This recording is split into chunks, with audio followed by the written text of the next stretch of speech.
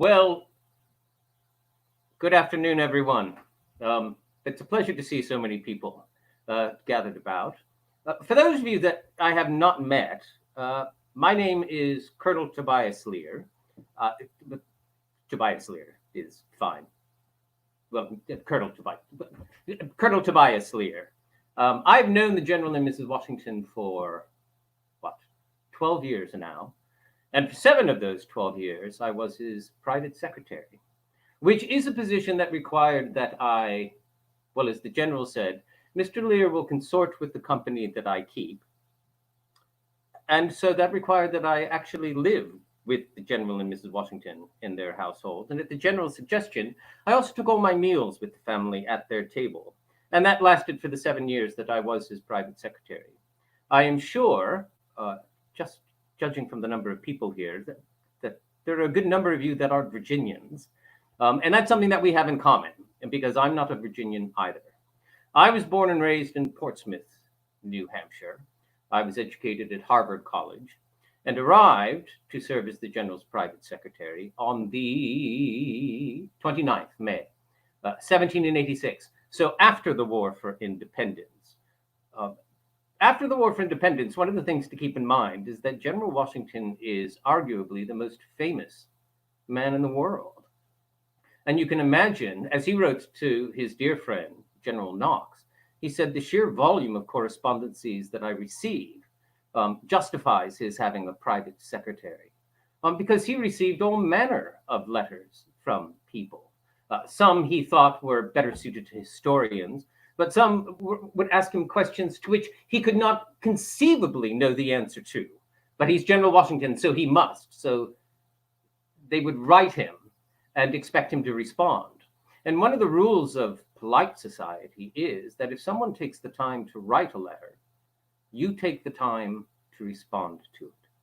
So a large portion of my time when I first arrived was handling some of his correspondences, but I was also brought on to be the tutor to the 2 youngest of the grandchildren who were living with the General and Mrs. Washington, Nellie and Wash. The General takes the education of all of his family rather seriously. And I was also brought on to be a prefect of sorts to young Washington, the grandson, to sort of steward him in his early years so that he would become a proper gentleman fit for society. And so that is an introduction. I'm sure that many of you have questions and curiosities, and I should be very happy to answer them within the best of my abilities, but I shall keep some of the more personal things to myself. One of the things that I've always believed is that if your private secretary becomes more well-known than you and has a tendency to answer personal questions, you should probably find yourself a new private secretary.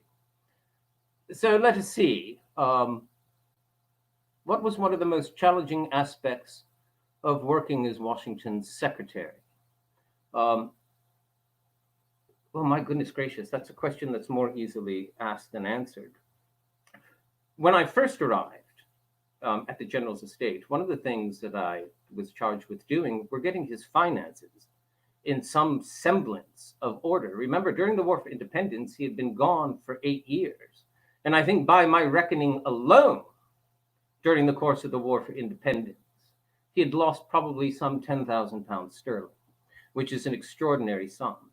So to get those accounts in order required particular diligence.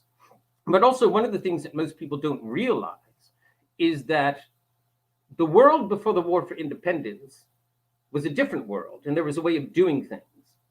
And then you had the War for Independence, and then after the War for Independence, everything was different.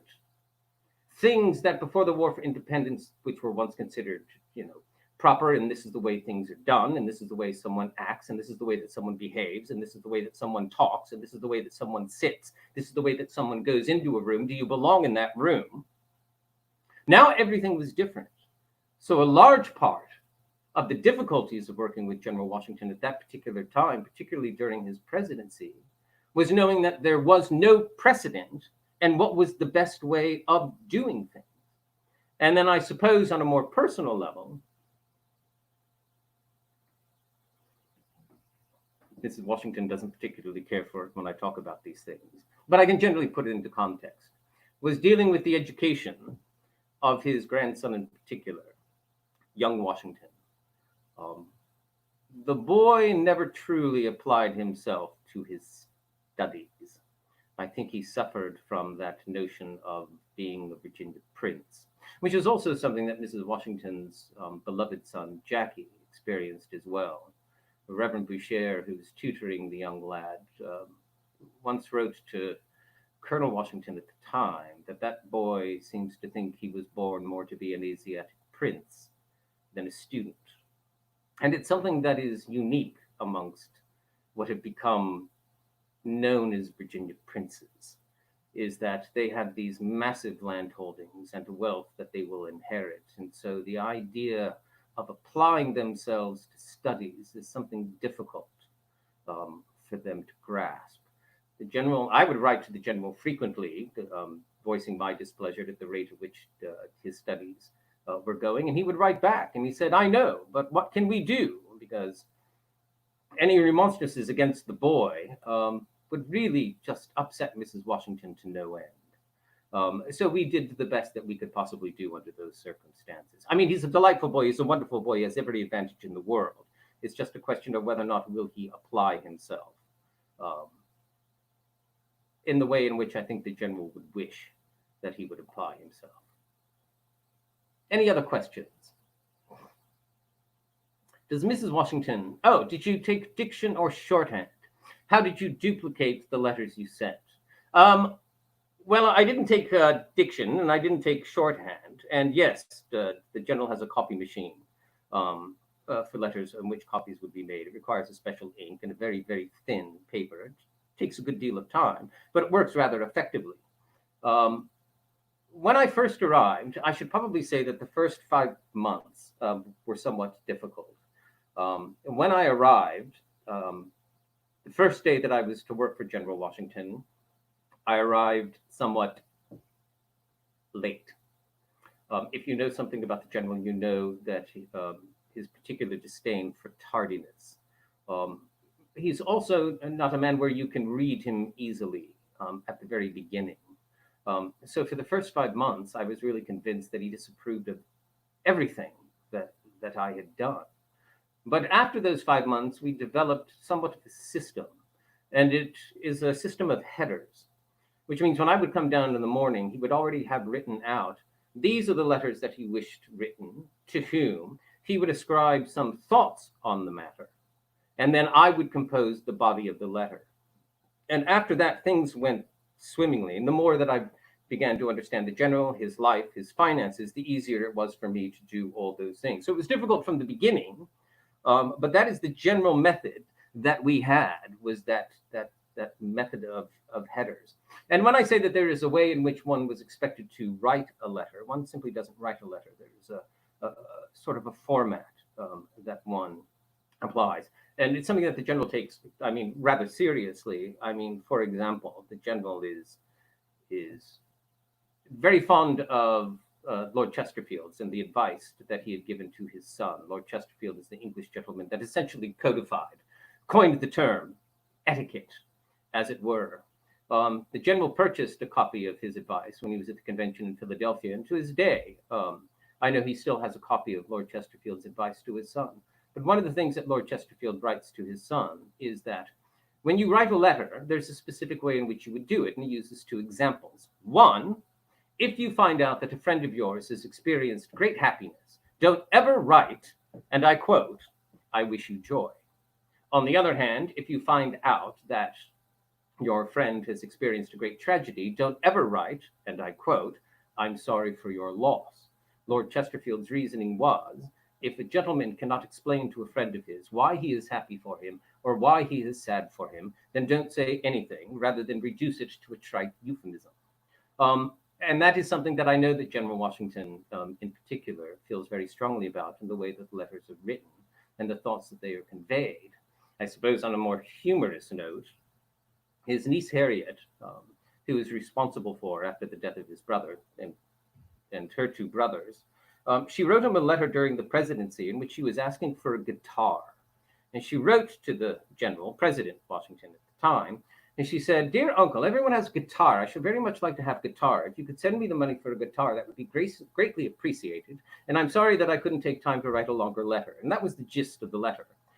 General Washington wrote back to her and said, "Isn't it amazing that I, who am president, who have no time, can take the time to write you a proper letter, and you, who do nothing, cannot?" Now, suffice it to say, the following letters that he received from Harriet were longer than her first one. And yes, he did send her money for the guitar. So that may have been a rather long answer, but it brings up things that are important, I think. Any other questions, curiosity? Did I live at Mount Vernon with General and Mrs. Washington, and did you know James Madison? The answer to both of those questions is yes. As I said earlier, that when I arrived, it was expected that I live with him. Private secretary is responsible for the private family, for their concerns and interests, whether or not it is handling their accountants, their correspondences. The role of a private secretary is to ensure that their life runs smoothly. So to live with them, absolutely. And generally on the third floor, which is the appropriate place for servants. And I was a servant because I was paid by the General and Mrs. Washington. $200 per annum when I first started. During the presidency, I also moved up to New York and Philadelphia with them. And the general gave my wife and I at the time, rest her soul, use of the entire third floor. And I have met Mr. Madison, brilliant man, obsessed with reason, and obsessed with figuring things out. I mean, absolutely remarkable the extents that he will go in order to understand the complexity of an issue. I remember once he came to the mansion at Mount Vernon to visit the general. This was after the convention and while the government was still being somewhat established, and he and General Washington had many things to discuss. And he was there for 3 days. But I will always remember, and I will never forget, that on the third day, the general and Mr. Madison never left the general's study. And oh, to be the proverbial fly on the wall, to know what they were discussing, the gravity of the things that they were discussing. Next question. Oh, how many letters did one have to write for the general on an average day? It began very early, and depending on the subject matter, I mean, there's just a tremendous amount of letters. I mean, thousands, not in a day, but there would be thousands over the course of a year. Some letters to be copied, and it could be on any number of specific issues, whether or not it's writing to his merchants, it's writing to people that he knows, it's writing just on incidental things like the state of his rents and when things will be paid, and just simply taking those things off his plate. But the correspondences were numerous, and one of the biggest purchases that were constantly made were just from the reams and quires of paper needed, ink, to accomplish all of those things. There was never a shortage of writing. I shall put it that way. I don't know that I could give you an exact number on an average day, but given the to whom the letter was to and to the size of it, I mean, you could have 6, 7 letters a day, sometimes more, sometimes less, particularly when I would be traveling for General Washington. Next question. Oh, what credentials did I have that the general hired? Well, as I said, I was educated at Harvard. To have a proper education, I was fluent, well, I still am fluent in French. I can read and write it. The general does not speak another language, but given the number of friends that he has in France, those became particularly important. And of course, at Harvard, you study things like mathematics. When I was there, my exposition was on the projections of a lunar eclipse based on the Cambridge meridian, which is a mathematical exercise, and general accounting. And I came at the suggestion of General Benjamin Lincoln who commanded the Southern Army during the War for Independence. After the War for Independence, when the general realized that he needed a private secretary, he wrote to many gentlemen that he knew and said that if you know anyone that would suit me, then by all means suggest them. And one of the letters made its way to New Hampshire and to General Benjamin Lincoln. He suggested me. He said, I know a young man. He's graduated from Harvard about 2 years ago. He's very accomplished. He keeps a good hand. And that was probably the most important qualification. And that was the one thing that he did note, was the fact that I could keep a good hand, that my handwriting was acceptable for those things. And so that was it. It was really just blind luck on my part, because the general and General Lincoln, they discussed it amongst themselves, salary and all the particulars, before they even contacted me. But I'm very glad that I did accept, and I shall always have a debt of gratitude to General Lincoln. When my son was born in 1791, in the presidential mansion, one of the things that everyone wrote to me is, why did you name your son Benjamin Lincoln? I mean, how did you possibly not name him after George Washington? And so one of the things that I wrote back to my friends was that I know the general doesn't savor that kind of adulation. And if I'm not going to adulate him, I'll adulate no man. So instead, I named my son after the man who suggested me for my position as his private secretary. Next question.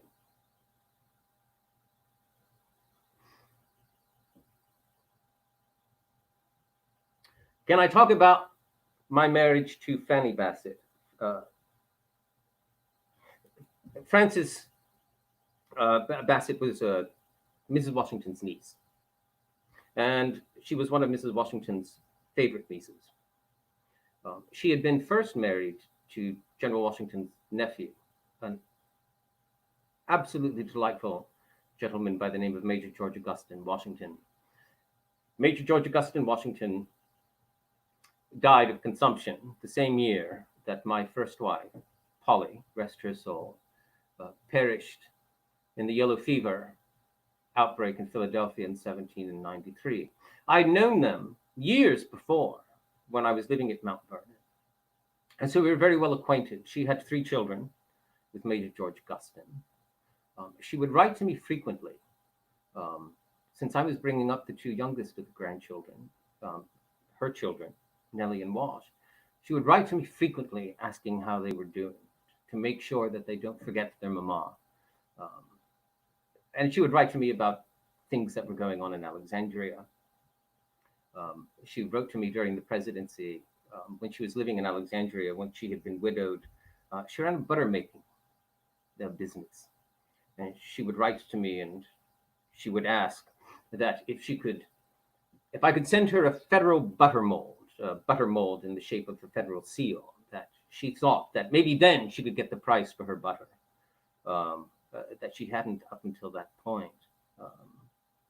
She would talk about the gentlemen of Alexandria. And she reminded me one time, she said, and I quote, she said, Mr. Lear, always remember that flattery is more distasteful than rudeness in the generality of your sex.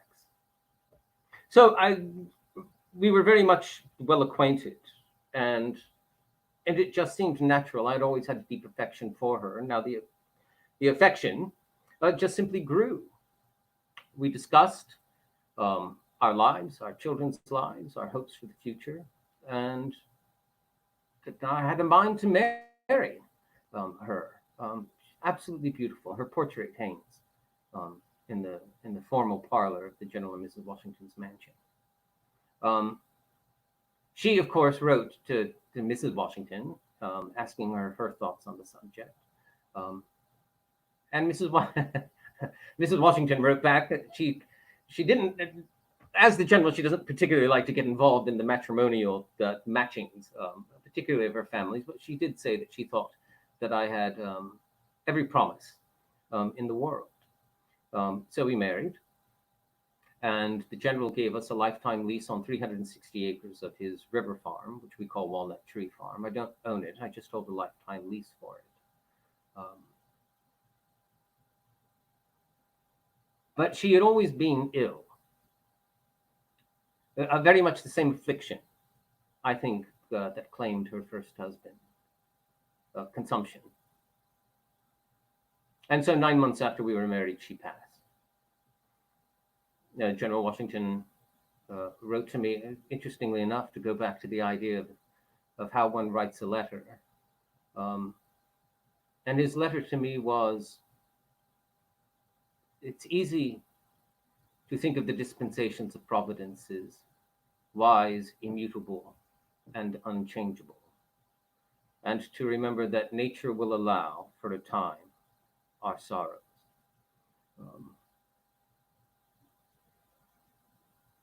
Take the time to be sorry.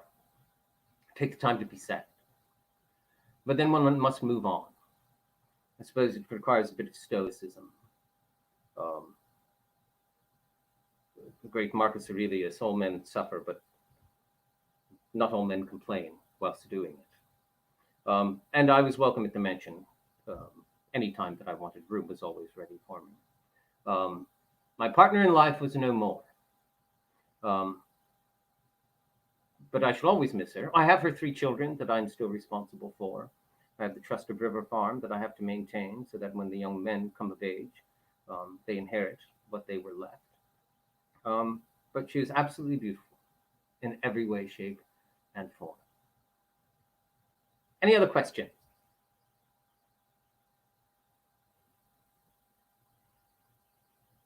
General Washington liked Alexander Hamilton. Did you like him too? Well, yes. I mean, in the very beginning, I did. He's absolutely brilliant.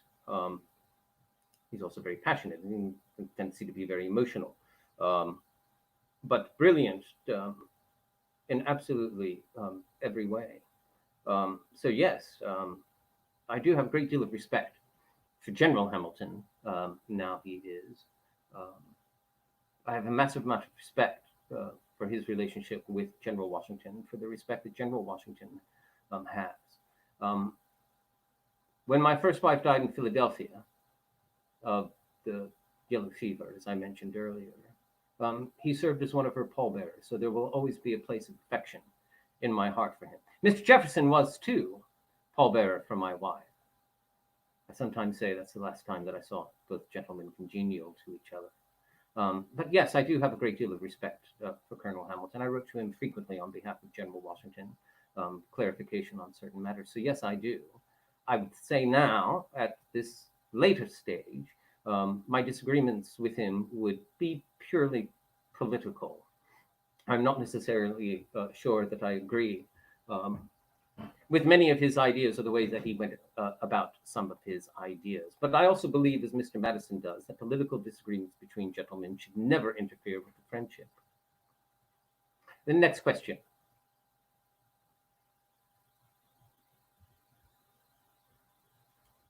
Did I serve with the general in a revolutionary way? No, I was at Harvard at the time the War for Independence was going on. So anything that I did in a revolutionary way would happen afterwards. I think the only thing that I did of note and that I'm somewhat proud of was really after the War for Independence and when the debates for the ratification of the Constitution came about. As you know, that there was probably a great deal of disagreement, those that favored the Constitution as it was and those that completely rejected the Constitution, based largely on the idea that there was not a Bill of Rights in it. And those that were leading the charge against it, strangely enough, were General Washington's own state of Virginia, George Mason in particular, Patrick Henry in particular.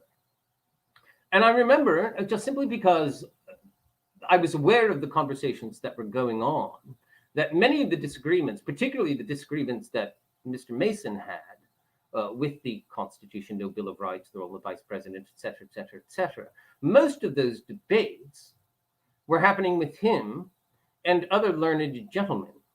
And it seems strange to me that if the Constitution is meant to affect everyone in this country, and if it was coming down to a debate on whether or not one would vote to ratify the Constitution or not, then maybe, just maybe, they would want to make their objections to the Constitution known to the people so that the people would know what they were objecting to, rather than having these sort of closed door ivory tower discussions about whether or not they were going to do it without even consulting the people. And that always struck me as somewhat odd. So I took it upon myself one day. I wrote down his objections to the Constitution, and then I wrote down my objections to his objections to the Constitution. And I had them printed in the Virginia Journal as a way of sort of disseminating the idea so that the people would know what they were actually discussing and debating. I did so under the sobriquet of Brutus, for two reasons. One, a gentleman never shames another gentleman publicly. It's one thing to go and take up your pen and under an assumed name, make your objections known and do it in the papers. No one will know, but civility is preserved. But also, had I put Tobias Lear, then everyone would have assumed that that's how General Washington felt. And I didn't want anyone to connect what I was saying to what General Washington was saying. So that would probably be the most revolutionary thing that I did. Any other questions?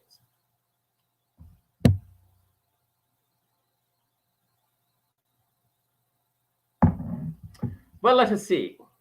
What is your favorite part of being an interpreter?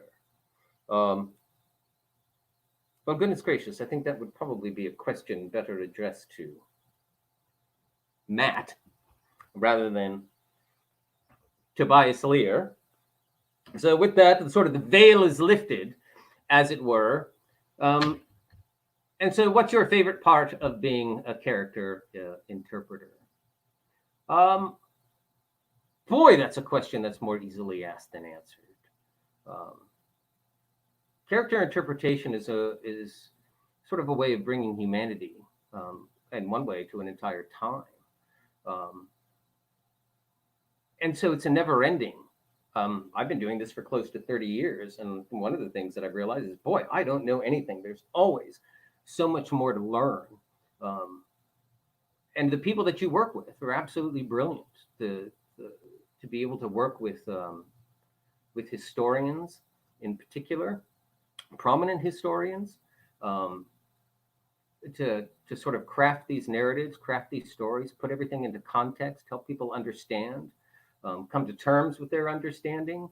I suppose the art of interpretation is probably my favorite way. How do you talk to a room of people who you all know are coming with their own set of beliefs, that they have their own attachments? In this case, it could be to George Washington, it could be to Mount Vernon, it could be to the United States, it could be to anything. And how do you connect dots for them in a way that everyone leaves happy? To realize that you're trying to provoke them to thought, not telling them what to think, but provoke them to think and to always keep thinking, to always keep studying, to always keep reading, to always keep learning. That's probably the thing that I enjoy more than anything else about being an interpreter. And the snazzy clothes are always nice too. Clothes maketh the man. They hide a number of faults. Anything else? Favorite part about Mount Vernon? Goodness gracious, the scope of the story that they tell. I mean, it's a phenomenal story that covers so many aspects of American history. And as far as one of my favorite places on the estate, if that's the question that's being asked. People always ask me that question, and I always feel strange answering the question, because my favorite place is actually the old vault, where the Washington family was buried. And I think a large portion of it is I just love the spot. It's closer to the water. It's a very intimate space. Lear's wife was buried there, and you just sort of sit there and sort of commune with sort of the entirety of the story, the human story, and the much larger story. But the old vault has always been one of my favorite places. Any other? What research did you do for your character of Tobias Lear? a lot of research, and there's always a lot of research. And this will probably be the last question. But the idea is,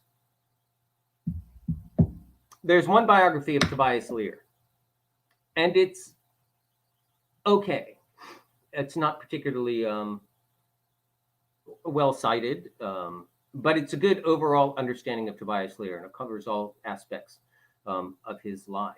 But there's also a tremendous amount of correspondences between Washington and Lear, in which many ideas and many sentiments are expressed in that. But the other thing that you also have to keep in mind is that Tobias Lear was a very specific man at a very specific time. And so that's what you're portraying as well. You have to understand the time. You have to understand the context of the time. You'd have to understand the context of what they're saying and why they thought the way that they did. So you read a lot of information about that particular time period, a lot of the secondary literature that's written by so many prominent historians that talk about the time, because you're trying to put them in that time. It's easy to read a letter, and it's easy to take a paragraph and say, hey, I'll put that in there. But you realize that there's much more to it. And the much more to it is understanding their world. He's a Northerner. He's coming to the South. He's anti-slavery. The South isn't. He eventually becomes the steward of slaves as a result to his marriage to Fanny Bassett. So you have to understand the world, or at least as much of it as you possibly can. And so I hope that answers your question. I want to thank you all very much for giving me the time to be here. It was absolutely enjoyable across the river. Please remember Mount Vernon. Take care of it. Help to support it, as we all do. But as for me, thank you very much. And with your kind permission, adieu.